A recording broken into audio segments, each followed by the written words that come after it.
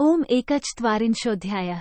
राजा युधिष्ठिर का धृतराष्ट्र के अधीन रहकर राज्य की व्यवस्था के लिए भाइयों तथा अन्य लोगों को विभिन्न कार्यों पर नियुक्त करना। वैशंपायन जी कहते हैं, जन्मेजय मंत्री प्रजा आदि के उस देशकालोचित वचन को सुनकर राजा युधिष्ठिर ने उसका उत्तर देते हुए कहा, एक निश्चय ही हम सभी पांडव धन्य हैं, जिनके गुणों का बखान यहाँ पधारे हुए सभी ब्राह्मण कर रहे हैं। हम में वास्तव में वे गुण हों या ना हों, आप लोग हमें गुणवान बता रहे हैं। 2 हमारा विश्वास है कि आप लोग निश्चय ही हमें अपने अनुग्रह का पात्र समझते हैं, तभी तो ईर्ष्या और द्वेष छोड़कर हमें इस प्रकार गुण संपन्न बता रहे हैं। महाराज धृतराष्ट्र मेरे पिता, ताऊ और श्रेष्ठ देवता हैं। जो लोग मेरा प्रिय करना चाहते हैं उन्हें सदा उनकी आज्ञा के पालन तथा हित साधन में लगे रहना चाहिए। अपने भाई बंधुओं का इतना बड़ा संहार करके मैं इन्हीं महाराज के लिए जी रहा हूँ।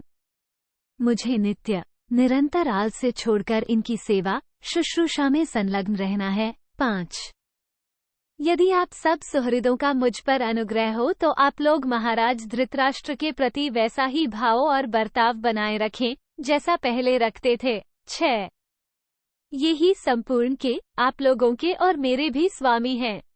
ये सारी पृथ्वी और ये समस्त पांडव इन्हीं के अधिकार में हैं। आप सब लोग मेरी इस प्रार्थना को अपने हृदय में स्थान दें। 7 इसके बाद राजा युधिष्ठिर ने नगर और जनपद के निवासियों को यह आज्ञा दी कि आप लोग इच्छानुसार अपने अपने स्थान को पधारें। इस प्रकार उन सबको विदा करके कुरुनंदन युधिष्ठिर ने कुंती कुमार भीमसेन को युवराज के पद पर प्रतिष्ठित किया।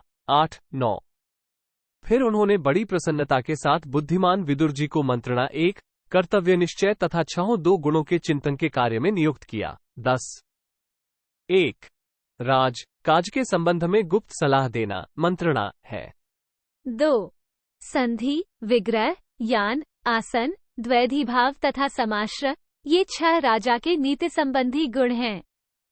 कौन सा कार्य हुआ और कौन सा नहीं हुआ इसकी जांच करने तथा आय और व्यय पर विचार करने के कार्य में उन्होंने सर्वगुण संपन्न वयोवृद्ध संजय को लगाया।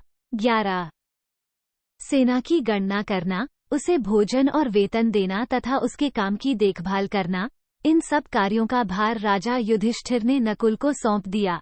12 महाराज शत्रुओं के देश पर चढ़ाई करने और दुष्टों का दमन करने के कार्य में युधिष्ठिर ने अर्जुन को नियुक्त किया। 13 ब्राह्मणों और देवताओं से संबंध रखने वाले कार्यों पर तथा अन्यान्य ब्राह्मणोचित कर्तव्यों पर सदा के लिए पुरोहितों में श्रेष्ठ धौम्य जी की नियुक्ति की गई। 14 प्रजानाथ सहदेव को राजा युधिष्ठिर ने सदा ही अपने पास रहने का आदेश दिया। उन्हें सभी अवस्थाओं में राजा की रक्षा का काम सौंपा गया था। 15 प्रसन्न हुए महाराज युधिष्ठिर ने जिन लोगों को जिन कार्यों के योग्य समझा उनको उन्हीं कार्यों पर नियुक्त किया। 16 तत्पश्चात शत्रुवीरों का संहार करने वाले धर्मवत्सल धर्मात्मा युधिष्ठिर ने विदुर संजय तथा परम बुद्धिमान युयुत्सु से कहा, आप लोगों को सदा सावधान रहकर प्रतिदिन उठकर मेरे ताऊ महाराज धृतराष्ट्र की सेवा का सारा आवश्यक कार्य यथोचित रूप से संपन्न करना चाहिए। 17-18 पूर्ववासियों और जनपद निवासियों के भी जो कार्य हों उन्हें इन्हीं महाराज की आज्ञा लेकर पृथक पूर्ण करना चाहिए। 19 इति श्री महाभारते शांति पर्वणि राजधर्मानुशासन पर्वणि भीमादिकर्मयोगे एकचत्वारिंशोऽध्याय। 41 इस प्रकार श्री महाभारत शांति पर्व के अंतर्गत राजधर्मानुशासन पर्व में भीमसेन आदि की भिन्न कार्यों में नियुक्ति विषयक 41वां अध्याय पूरा हुआ। 41